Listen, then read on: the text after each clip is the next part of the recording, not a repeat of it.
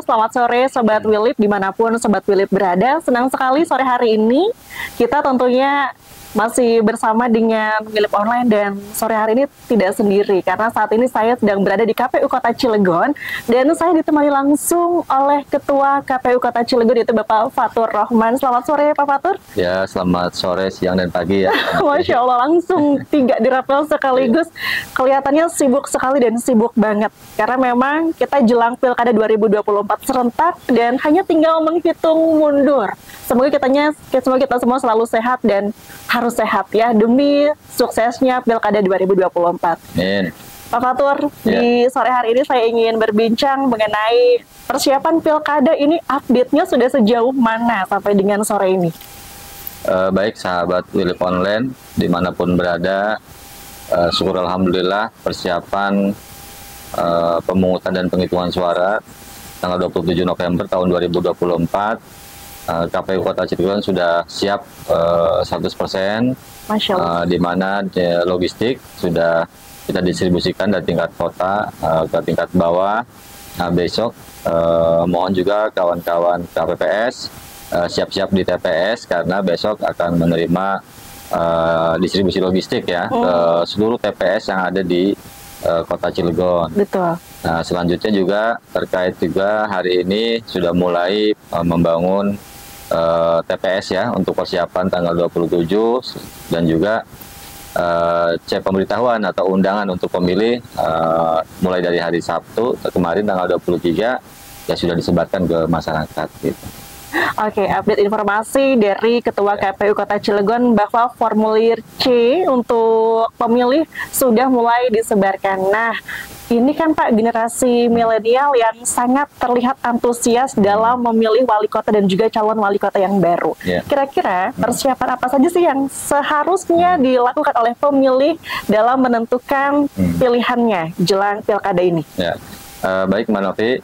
Jadi yang pertama, karena memang Kota Cilegon itu pemilih porsi Betul. pemilih paling besar itu adalah pemilih milenial.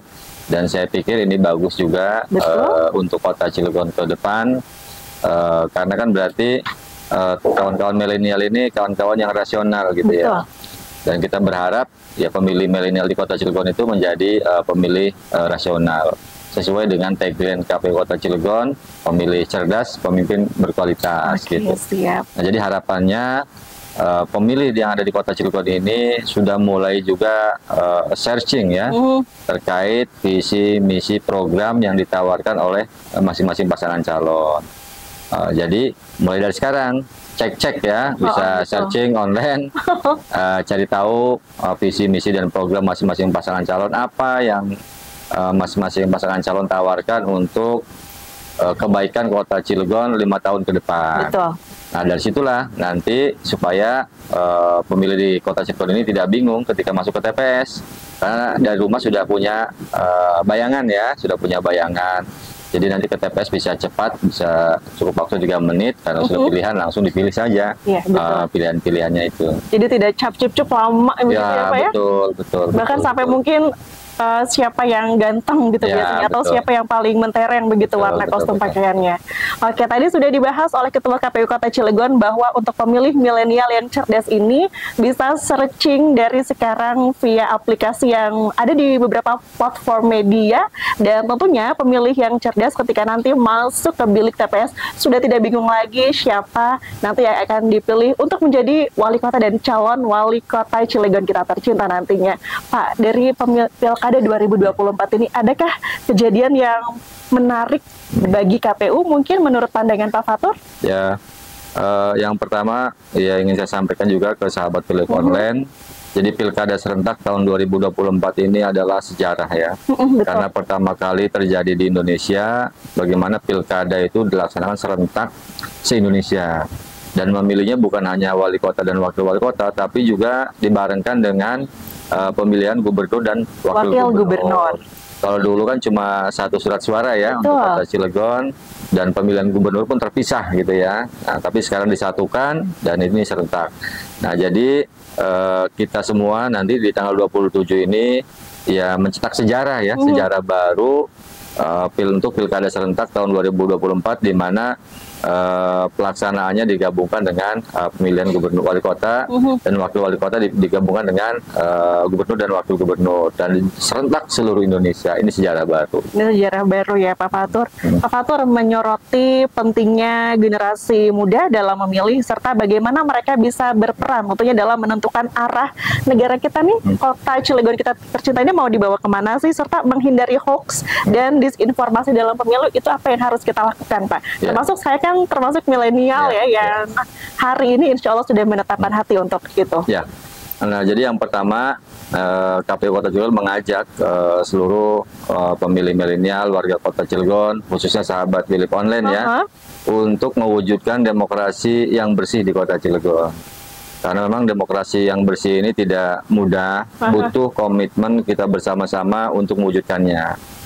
Kita tahu bahwa partisipasi di Kota Cilegon ini selalu juara ya, dari mulai pemilu dan pilkada yang sudah berlalu kita sebut saja misalkan Pileg Pilpres 2019, Kota Cilegon ini meraih prestasi 90% partisipasi seluruh warga masyarakat Kota Cilegon, dan itu di atas rata-rata nasional dan juara satu se-Provinsi Banten lah gitu.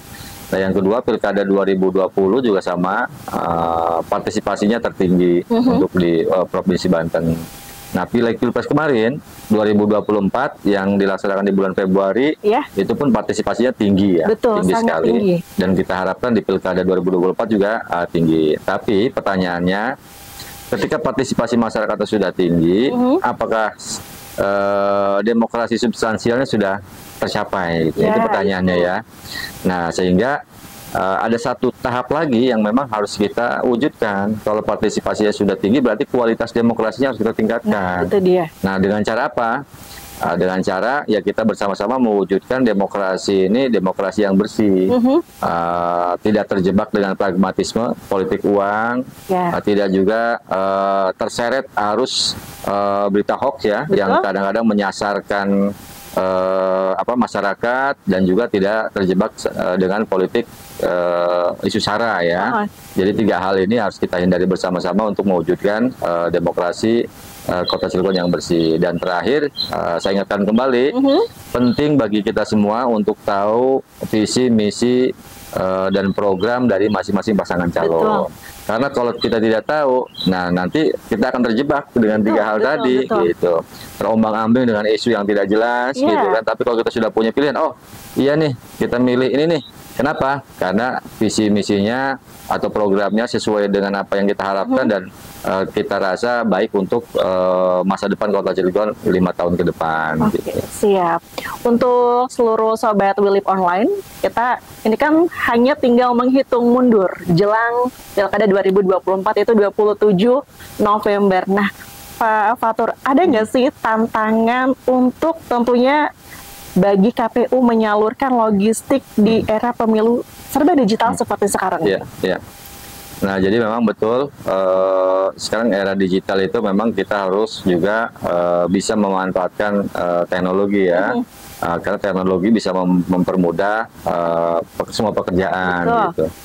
Nah, jadi dengan era teknologi ini beberapa tahapan pemilu atau pilkada yang dilakukan oleh KPU RI membuat sistem aplikasi yang itu akan mempermudah. Pertama misalkan aplikasi Sidali untuk data pemilih. Sidali namanya. Ya, ada juga aplikasi Silon itu untuk sistem pencalonan gitu. Terus juga ada aplikasi Sirekap untuk rekapitulasi penghitungan suara. Jadi untuk biasanya pengawas ya, Pak, betul. Untuk logistik ada namanya Silog, sistem informasi logistik. Nah, dengan Silog ini ya kita tahu proses perjalanan logistik kita sudah sampai mana. Mulai dari kirim dari pencetak sana pabriknya sampai tiba di KPU Kota Cilegon, sampai ke kecamatan, sampai ke tingkat PPS, sampai ke tingkat KPPS, itu akan rekod datanya. Jadi, seperti kalau kita belanja di marketplace tuh terpantau begitu ya. Bisa sedang dimasak gitu dalam perjalanan gitulah ya. Betul ya, untuk memudahkan untuk memantau gitu. Jadi dengan aplikasi itu ya insya Allah logistik kita tidak tersesat gitu.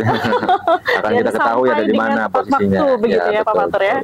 Oke, siap. Pak Fatur, fokus pada bagaimana pemilu diselenggarakan secara lebih efisien dengan teknologi di era digital ini dan mengatasi kendala logistik di lapangan. Bagaimana kira-kira pro dan kontra dalam mengenal sistem pemilu di Indonesia? Ya, memang sistem pemilu ini ya harus kita akui saat ini salah satu sistem yang kita anggap sangat baik ya dibandingkan dengan sistem-sistem yang lalu ya semenjak zaman nenek moyang kita kan.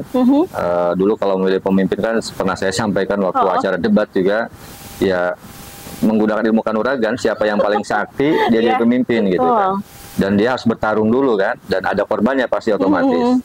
Nah sehingga ya itu sangat membahayakan, tapi lambat laun perjalanan bangsa ini ya kita ketemu dengan satu sistem ya sistem demokrasi. Di mana indikator dari demokrasi itu kan dilaksanakannya pemilu gitu ya secara rutin. Nah pemilu inilah karena indikator demokrasi dia sangat penting bagi kita semua. Jadi memilih pemimpin tidak usah bertarung lagi, cukup datang ke TPS, luangkan waktu 3-5 menit, pilih, selesai gitu kan. Nah makanya ya tidak bosan-bosan KPU mengajak semua elemen masyarakat Kota Cilegon ya untuk menjaga kedamaian, kondusivitas, dan jangan sampai ada konflik gara-gara perbedaan pilihan. Maksudnya menghargai semua perbedaan pilihan. Kenapa? Karena kalau pilkada ini kita aman dan damai, tentu tujuan dari demokrasi itu kan untuk mewujudkan kemakmuran ya, kesejahteraan masyarakat. Tapi kalau terjadi konflik, huru-hara, semuanya akan merugikan. Ya tujuan dari demokrasi itu tidak tercapai. Betul. Pak, ini kan banyak generasi milenial. Kadang generasi milenial ini adalah ingin mengupload apapun yang berkaitan dengan kegiatannya saat ini. Istilahnya FOMO gitu ya. Berkaitan dengan hal itu, adakah pesan dan juga untuk generasi milenial agar nanti nggak salah kaprah ketika pemilu itu berlangsung? Betul. Nah, jadi 3 kategori tadi, politik uang, berita hoax, dan isu sara itu harus dihindari, terutama berita hoax ya. Biasanya kita kan setiap ada momen pemilu atau pilkada itu banyak sekali informasi-informasi yang beredar di media sosial, baik WA, Twitter, Instagram, dan lain-lain. Nah, ketika ada berita-berita yang ganjil, yang aneh, mohon juga dibaca dulu, pelajari dulu. Bila perlu dikonfirmasi dulu, jangan langsung main share gitu kan. Padahal itu berita bohong, sehingga bisa merugikan banyak orang, bisa merugikan masyarakat Kota Cilegon itu sendiri gitu. Oke, siap. Pak Fatur, tadi kan sudah membahas ya, pentingnya menerima informasi yang memang harus valid dan nggak main share aja. Kira-kira dari KPU sendiri, ada nggak sih tahapan-tahapan yang harus dipersiapkan di tanggal 27 November mendatang? Pas pagi harinya banget nih Pak. Ya, betul. Nah, jadi memang persiapan-persiapan kita di tanggal 27 November itu panjang ya, karena memang tahapan pilkada ini mulai dari bulan Januari. Ya kadang-kadang kalau kita tanya ke masyarakat, apa sih pemilu itu, apa sih pilkada itu, ya kebanyakan menilainya bahwa pemilu atau pilkada itu adalah pemungutan suara di TPS gitu kan. Nah padahal sebelum pemungutan suara di TPS itu tahapannya panjang sekali. Ya kita tahu bahwa pilkada ini kan dimulai dari akhir bulan Januari ya. Sekarang sudah bulan November. Jadi tahapannya itu mulai bisa tahu mulai dari pemutakhiran data pemilih. Jadi pemilih yang dekat dari Kota Cilegon kita cek kembali apakah masih tinggal di sini, apakah sudah pindah, apakah sudah meninggal, apakah ada pemilih baru yang datang gitu, warga yang baru yang datang. Dan migrasi itu kan sesuatu hal yang tidak bisa dicegah. Orang bisa pindah kemana, bisa datang kemana gitu kan. Nah inilah pemutakhiran data pemilih yang memang harus diperbaharui oleh KPU Kota Cilegon sebelum pelaksanaan pilkada. Nah yang kedua, setelah itu kan ada juga pendaftaran pasangan calon, diverifikasi syarat dukungannya sesuai atau tidak. Setelah itu ada penetapan calon, pengundian nomor urut calon, ada kampanye, dan juga terakhir pendistribusian logistik, dan juga pemungutan dan penghitungan suara di TPS. Jadi jenjangnya itu panjang sekali. Panjang sekali ya Pak. Pak Fatur, di Februari 2024 kita udah Pilpres Pak. Untuk daftar pemilih tetap dengan Pilpres kemarin, adakah perbedaan yang signifikan untuk pilkada di bulan ini Pak? Yang terutama yang berbeda itu jumlah TPS ya. Jumlah TPS. Karena pemilih di pemilu Pileg Pilpres itu kan per TPS 300 pemilih. 300 pemilih. Ya, jadi di pilkada ini digabungkan, diperbanyak menjadi 600 pemilih. Masya Allah, ya tentu otomatis ada penggabungan TPS. Lebih sedikit. Iya, lebih sedikit. Jadi dari 2 TPS menjadi 1 TPS. Nah, karena sekarang pilkada ini jumlah TPS kita di angka 646 TPS. Jadi 50%-nya lah. Iya, nah, itu juga salah satu untuk ya tadi efektif dan efisien dalam penyelenggaraan pilkada. Iya, Pak, berbagai sistem pemilu yang digunakan di Indonesia kurang lebih ada kelebihan serta kekurangannya. Apa yang harus dilakukan setelah seluruh milenial dan warga Cilegon di tanggal 27 November ini menentukan pilihannya? Setelahnya, tadi kan sebelumnya Pak, ini setelahnya apa yang harus dilakukan? Nah, yang pertama warga masyarakat Kota Cilegon juga ya kami harapkan bukan hanya datang ke TPS terus tidak mengikuti perkembangan selanjutnya ya. Betul. Jadi ya ikuti juga proses penghitungannya. Jadi kalau untuk pemungutan suara itu kan mulai dari jam 7 sampai dengan jam 13 siang. Jam 1 siang ya. Itu pemungutan suara. Setelah itu baru penghitungannya.